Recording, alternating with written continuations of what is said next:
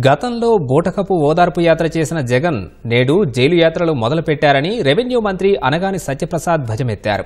పాత జైలు పక్షి మళ్లీ కారాగారానికి వెళ్లి రౌడీలు గూండాలకు వత్తాసు పలుకుతున్నాడని మండిపడ్డారు. వంశీ ఏదో వీరపోరాటం చేస్తే జైల్లో పెట్టినట్లుగా జగన్ మాటలున్నాయని విమర్శించారు.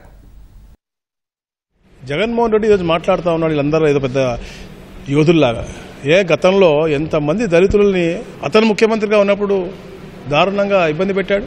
సుధాకర్ బాబు అవ్వచ్చు, సంతోష్ బాబు అవ్వచ్చు, అలాగే సుబ్రహ్మణ్యం అవ్వచ్చు, అలాగే మా ప్రాంతంలో ఒక చిన్న పిల్లవాడు అమర్నాథ్ గౌడ్ అవ్వచ్చు.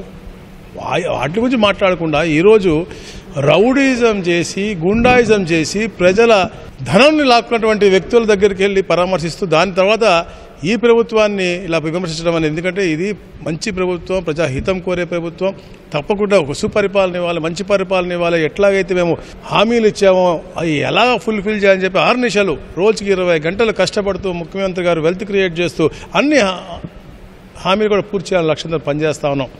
ఈరోజు కూడా మేము గ్రీవెన్స్లు చూస్తూ ఉన్నాం.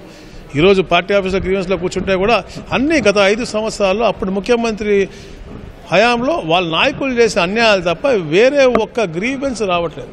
భూములు లాక్కోవటమనో, అన్నదమ్ములు మరి చిచ్చులు పెట్టి ఆస్తులు లాక్కున్నానో, లేకపోతే గ్రామంలో అప్పుడు వైసీపీ నాయకులు చేసిన అరాచకాల మీదనో అన్నీ అయ్యే కేసులు వస్తూ ఉన్నాయి తప్ప ఏది కూడా ఈ 8 నెలల్లో ఏదైనా ఇబ్బంది పడ్డారని చెప్పేసి ఒక్కరు కూడా రానటువంటి పరిస్థితి. అది చూసన్నా ఆ గ్రీవెన్స్ ఏదైతే దాదాపుగా 6-7 లక్షల గ్రీవెన్స్ వచ్చినాయో మొత్తం స్టేట్ వైడ్గా, ఆ గ్రీవెన్స్లో ఉన్నటువంటి సమస్యలు చూసన్నా జగన్మోహన్ రెడ్డి గారికి బుద్ధి రావాలని చెప్పేసి నేను తెలియజేస్తాను. ఎందుకంటే గత 5 సంవత్సరాలు వచ్చినటువంటి గ్రీవెన్స్ తప్ప తర్వాత కావు.